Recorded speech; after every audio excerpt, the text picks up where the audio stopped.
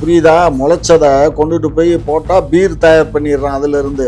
அதனால எதுவும் வேஸ்ட் இல்ல. அப்புறம் ஏன் விவசாயிகள் கதறாங்க? கல்யாணம் பண்ற மாதிரிதான் விவசாயம் வந்து முதுகெலும்பு அப்படின்லாம் சொல்றீங்க, இந்தியாவோட முதுகெலும்பு. அந்த முதுகெலும்பே உடஞ்சு கிடக்கும் போது நீங்க பார்க்க விவசாயமே மாட்டீங்க. வேண்டாம். ஆமா, விவசாயமே வேண்டாம். அறிவு திருவிழா வந்து நடத்துறீங்க, அதுக்கு பல கோடி செலவு பண்றீங்க, அதுக்கு விவசாயிகளுக்கு குடோன் கட்டி கொடுத்துருக்கலாமே. குடோன் கட்டி கொடுக்க இது நடத்துங்க, அது நடத்துங்க, வேணாம்னு சொல்ல. அறிவு திருவிழா அறிவு பொங்கி வெளியேட்டான். சும்மா அதுக்கு மட்டும் நிறைய புதுசா மிஷின்ஸ் எல்லாம் இருக்கு. அதெல்லாம் நாங்களா சாராயம் காய்ச்சிட்டு இருக்கோம். அப்புறம் யாரு? யாருன்னா அப்புறம் யாரு? நீங்க தானே முதலாளி. எல்லாம் உங்க குடும்பம், குடும்பம். இந்த பாருங்க, தவறான பரப்புரை பண்றீங்க, அது வேண்டாம். இல்ல, நீங்க தொடர்ந்து எப்பவுமே விஜய் அவர்களுடைய தொண்டர்களை தற்கூரி கூட்டம் அப்படின்னே வந்து ப்ரொஜெக்ட் பண்ணிட்டே இருக்கீங்க. ஆனா அங்க ஒவ்வொரு இளைஞர்களும் அதாவது மைக்கு கொடுத்து கேட்கும் போது நிறைய விஷயங்களை முன்வைக்கிறாங்க. இதெல்லாம் நீங்க வந்து பார்க்கவே மாட்டேங்கிறீங்க. இப்ப SCR பத்தி கூட அவங்களுக்கு ஃபுல் டீடைல் தெரிஞ்சிருக்காது, தெரிஞ்சுதான் அந்த இளைஞர்களும் வந்திருக்காங்க. சார், இப்போ சீமான் அவர்கள் என்னதான் ஊடகத்துல பேசினாலுமே அவரு தேவையில்லாத ஒரு கண்டென்ட்டை தான் பேசுறாருன்ற ஒரு கருத்து வந்து வருது.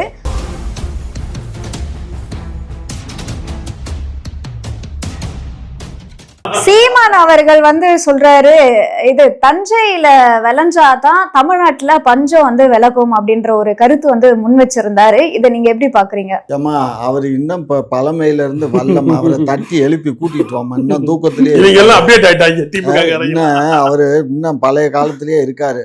தஞ்சையில அதெல்லாம் அந்த காலம் மலையேறி போச்சு. இப்ப எல்லா இடத்துலயும் நெல் அரிசி வந்துருச்சு. நெல்லு எல்லா இடத்துலயும் பக்கத்து மாநிலத்துல இருந்து வாங்குறது, பக்கத்து மாநிலத்திலயும் வாங்கலாம், எல்லா இடத்துலயும் வாங்கலாம். இன்னைக்கு ஆனா இங்க இருக்க விவசாயிகள் முளைச்சிருவாங்க. அதெல்லாம் முளைச்சாலும் சரி, அது முளைச்சாலும் அது வேஸ்ட் ஆகல. அதை கொண்டு போய் போட்டு சாராயத்துக்கு கரண்ட போட்டு அதை காசை வாங்கிடுறாங்க. புரியுதா? முளைச்சதை கொண்டுட்டு போய் போட்டா பீர் தயார் பண்ணிடுறான் அதுல இருந்து.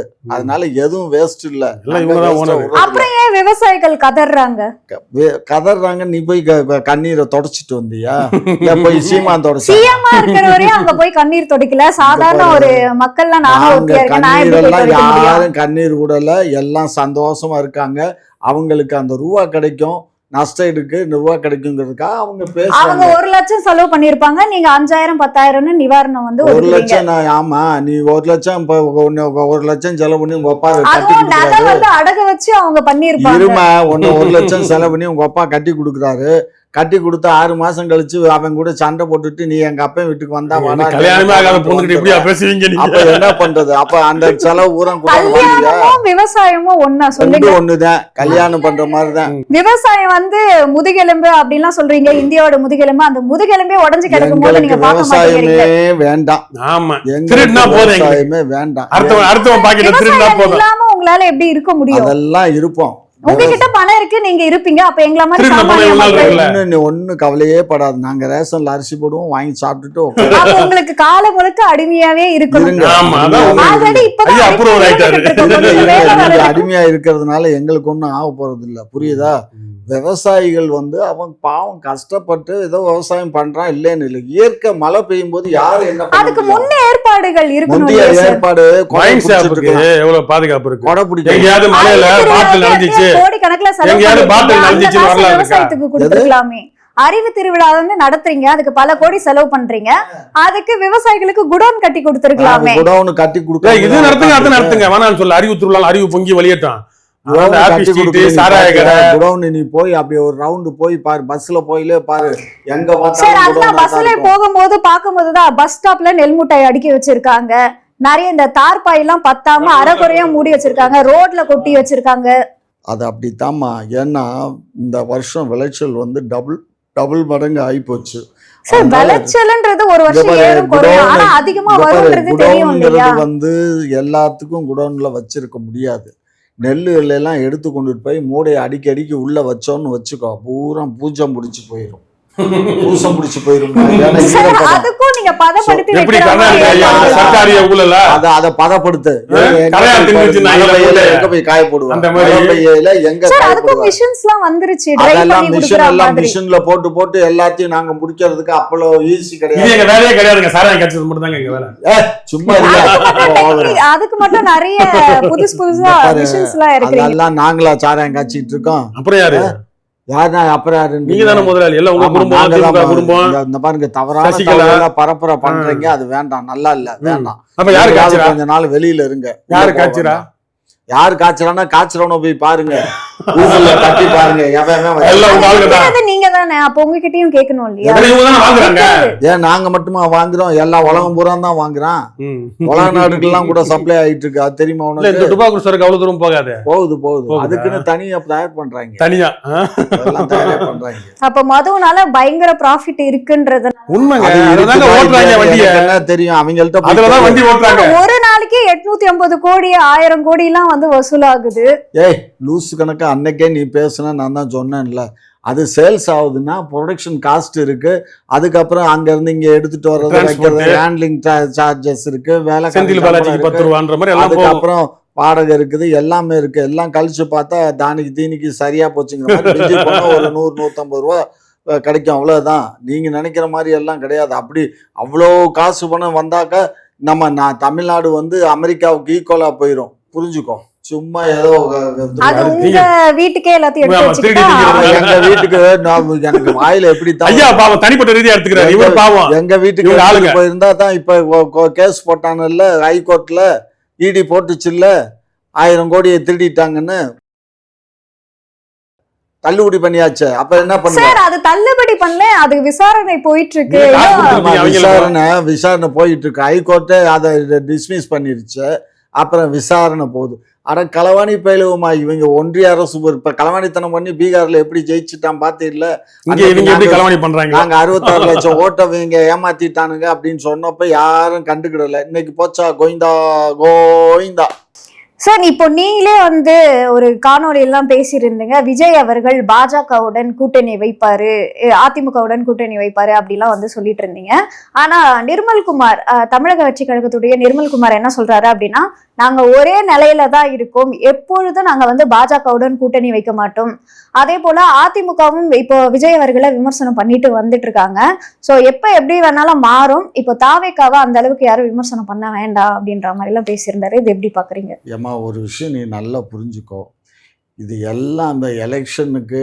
நாமினேஷன் ஃபைல் பண்ணுறத வள்ளியும் இப்படி தான் பேசிகிட்டு இருப்பாங்க நாமினேஷன் நாளைக்கு ஃபைல் பண்ணுறோன்னு வச்சுக்கோ அவசரமாக நாள் பேசி எல்லாத்தையும் செட்டில் பண்ணியிருப்பாங்க அன்னைக்கு தான் முடிஞ்ச மாதிரி கதையை கட்டுவானுங்க ஏன்னு என்ன கேட்டீங்கன்னா வைக்கும் ஐயா திரும்ப அனுபவம் இருக்கு. எல்லாருமே அப்படித்தான் ஏன்னா நானே இப்போ ஒரு லோன்னு அலைஞ்சிருக்கேன் கட்சி நடத்தும் போது சரியா வாழ்க்கையே வெறுத்து போயிடும் ஒவ்வொருத்தையும் போய் காத்துட்டு கடந்து சீட்டு வாங்குறதுக்குள்ள இது என்னத்துக்குடா இந்த அரசியல்னு ஆகையினால இதெல்லாம் நடக்கும் நான் சொன்னதுதான் 100க்கு 100 நடக்கும் இல்ல, வேணா இப்ப பொறுத்து வந்து பாருங்க. என்ன கேட்கிறேன் நிர்மல் குமாரா இருக்கட்டும் டுபாகூர் குமாரா இருக்கட்டும் எவனா இருக்கட்டும் இப்போ சீமான் அண்ணன் தெளிவா சொல்றாரு தனிச்சு நிக்கிறோம் எந்த காலத்திலயும் பிஜேபியோட கூட்டணி கிடையாது காங்கிரஸோட கூட்டணி கிடையாது தமிழக கட்சி கழகமும் அதுதான் சொல்றாங்க பிஜேபியுடன் எந்த ஏங்க? காலத்திலயும் கூட்டணி கிடையாதுன்னு இன்னும் ஏன் தீர்க்கமா சொல்லல நிர்மல்குமார் கூட கூட்டத்துல என்ன சொல்லல பேசியிருக்காரு. நிர்மல் குமார் சொல்லிருக்காருன்னா வேட்பாளர் அறிவி இல்லைன்னா கட்சி ஏதாவது இப்ப பேசு விஜய் பேசியிருக்கிறாரா அவருதான் அடிக்கடிக்கு சொல்ற ஒரே வார்த்தை பாஜக வந்து கொள்கை எதிரி அது ஒரு தடவை மாநாட்டுல சொன்னாரு அவ்வளவுதான்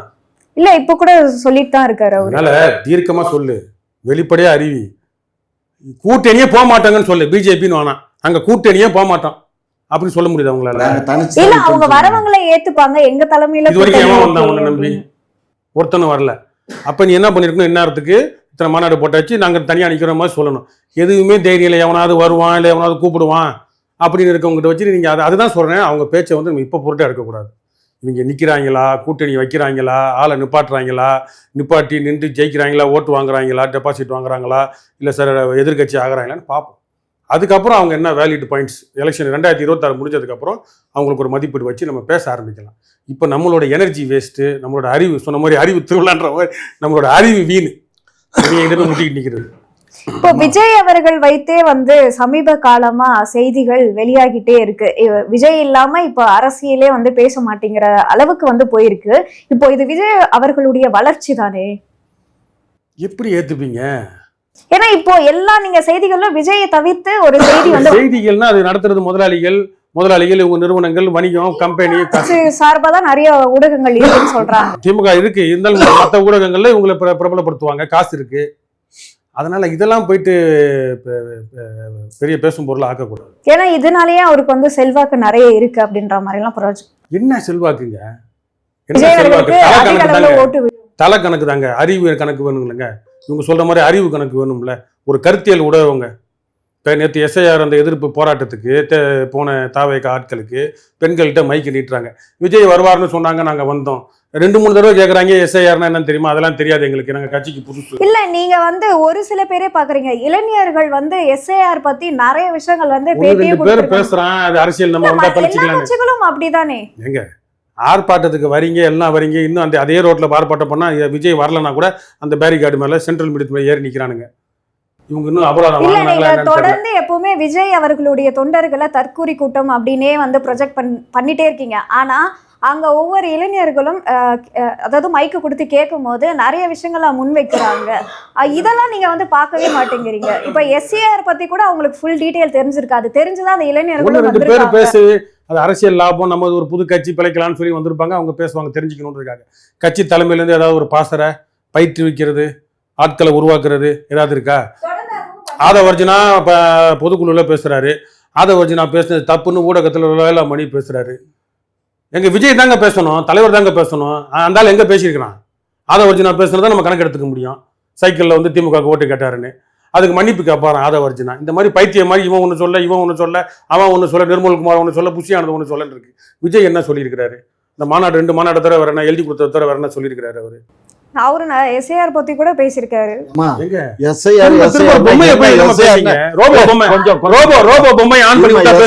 என்னமா ரினிவல் தாமா அது? ஓட்டரை வந்து ரினிவல் பண்றதுதான் எஸ்ஐஆர். இத பத்தி பேசுறாரு, இத பத்தி இல்ல எல்லா பேருக்கும் இது எதுவுமே பேசலன்னு சொல்லி சொல்றாரு. இப்ப இத பொம்மைங்க ரோபோக்கு சொல்லி கொடுத்து இப்பதான் ஏஐ டெக்னாலஜி எல்லாம் வந்துருச்சு இல்லைங்க. அந்த குழந்தைங்க மாதிரி வருதுல, ஏங்க போய் இந்த மாதிரி தொழில் பண்ணி குழந்தைங்க பேசுற மாதிரி பொம்மை வருதுல, அந்த மாதிரி ஒரு பொம்மைங்க இது. எழுதி வச்சு மனப்பாடம் பண்ணி ஒப்பிக்கிறான். இதை போயிட்டு அவர் பேசிட்டாரு. இப்ப தைரியமா இருந்தா ஒரு ஊடகத்துல ஏங்க ஒரு ஊடகத்துல வந்து பேச சொல்லுங்க, ஒரு கருத்தை சொல்ல சொல்லுங்க, ஒரு கருத்தை சொல்ல சொல்லுங்க. எதிர்கருத்து, மாற்று கருத்து, வித்தியாசமான கருத்து, பல கருத்துக்கள் வரும் ஊடகங்கள்ல வரும். எந்த கட்சி தலைவன் பேசலன்றேன். சார் இப்போ சீமான் அவர்கள் என்னதான் ஊடகத்துல பேசினாலுமே அவரு தேவையில்லாத ஒரு கண்டென்ட்டை தான் பேசுறாருன்ற ஒரு கருத்து வந்து வருது. எங்க உங்களுக்கு இன்னைக்கு அறிவு திருவிழானே வருவேன். அறிவு தான் இன்னைக்கு தேவை. சரியா? இந்த ஆட்டம் பாட்டம் கொண்டாட்டம் சினிமா மாயை பாலியல் இதுதான் ஊக்குவிக்கப்படுது. அப்படின்னா இந்த மாதிரி முட்டாள் கூட்டம் தான் வளரும். சும்மா அவங்க பேசுறலாம் சரி, அவங்க எல்லாம் எழுதி கொடுத்து பேசுறாங்கன்னு வெளிப்படையா தெரியுது. அப்ப தண்ணீர் மாநாட்டில் எங்க கார்த்திகா பேசுனது நீங்க கேட்கலையா? விடுமோனம் கார்த்தி பேசுனது கேட்கலையா? அவங்களை விட இவங்களுக்கு அறிவு பொங்கிக்கிட்டு வலிக்குதா? 4 நிமிஷம் வீடியோல வந்து இல்ல இது எப்படி இருக்குன்னா ஆட்களுக்கு மட்டும் தான் அறிவு இருக்கு. ஆமாங்க மத்த கட்சி எல்லாம் சொல்லலங்க. பாதி பேருக்கு இல்லன்னு வச்சுப்போம். எவன் இல்லன்னு சண்டை போட்டு போனோம். எவன் எதிர்க்க வரானோ உனக்கு இருக்குதா எனக்கு இருக்கான்னு பார்த்துப்போம். தண்ணீர் மாநாடு மீது எல்லா கட்சிகளும் விமர்சனம் தான் வைக்கிறாங்க. என்ன விமர்சனம் வைக்கிறாங்க?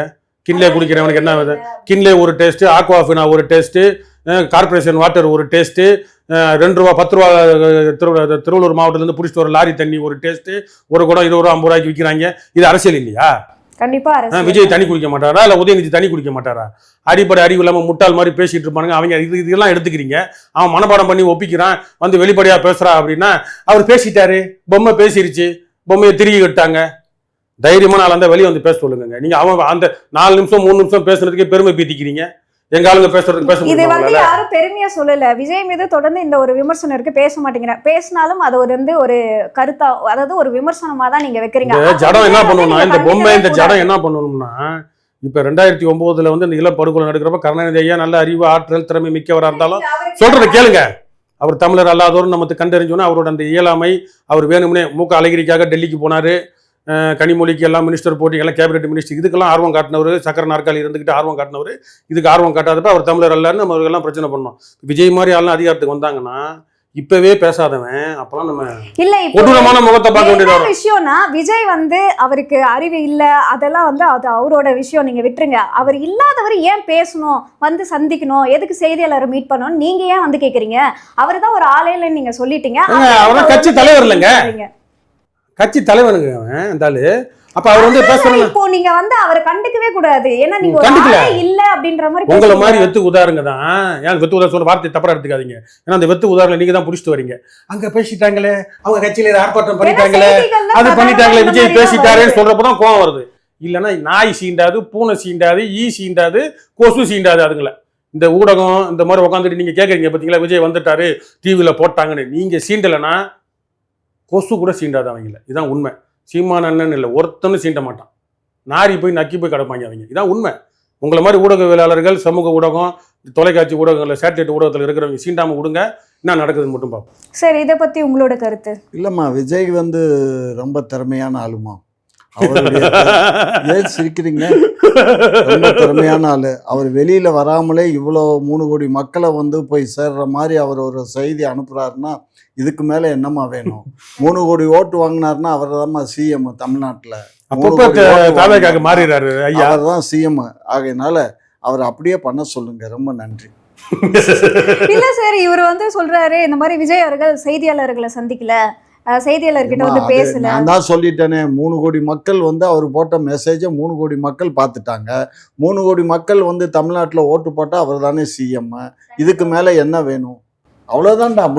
செய்தியாளர்கள் மூலமா வந்து மக்கள் கொண்டு போய் சேர்க்கறது, அவர் வீடியோ போட்டே கொண்டு போய் சேர்க்கிறாரு. அப்படி இருக்கும்போது செய்தியாளர்கிட்ட சந்திக்கிறதே எதுக்காக? மக்கள் கிட்ட போய் கொண்டு போய் சேர்க்கறதுக்காக தான். அது வந்து செய்தியாளர் சந்திச்சுதான் கொண்டு போய் சேர்க்கணும் அப்படின்றது கிடையாது. வீடியோ போட்டாலே போய் சேருதுன்னா அப்ப ஒரு வீடியோ போட்டே கொண்டு போய் சேர்க்கிறாரு. சொல்லுங்க ஐயா சொன்ன மாதிரி வீடியோ போடுங்க. 3 கோடி பேர் பார்க்கட்டும், 7000 கோடி பேர் கூட பார்க்கட்டும். அவர் கேரளாக்காரன் பார்க்கட்டும், ஆந்திராக்காரன் பார்க்கட்டும், எல்லாம் பார்க்கட்டும். அதை மட்டும் போட சொல்லுங்க, எழுதி வச்சு. அவ்வளோதான், வேற என்ன பதில் சொல்ல முடியாது. சார், இப்போ அமைச்சர் தாமு அன்பரசன் அவர்கள் வந்து ஒரு அடாவடியான ஒரு பேச்சில் இறங்கியிருக்காரு அப்படின்னே சொல்லலாம். முதியோர் இல்லத்தை வந்து இடிப்பேன் அப்படின்ற மாதிரி வந்து சொல்லியிருக்காரு. அப்படின்னா ஸ்டாலின் ஐயா வந்து 1 வருஷத்துக்கு முன்னாடியே சட்டமன்றத்தில் பட்ஜெட் அலாகேட்டட் பண்ணி அன்புச்சோலை, அப்புறம் பெண் குழந்தைங்களுக்கு, அனாதையாக இருக்கிற குழந்தைங்களுக்கு இவ்வளோ பணம் போட்டு நம்ம வடபழனியிலேருந்து பூந்தமல்லியிலேருந்து மதுரையில் வந்து எல்லா முழுக்க போர்டு போட்டார். ஆனால் இப்போ தான் அது நடைமுறைக்கு வந்திருக்கு. நடைமுறைக்கு வந்து அன்புச்சோலையை திறந்து வைக்கிறாரு போன வாரத்தில் ஸ்டாலின் ஐயா.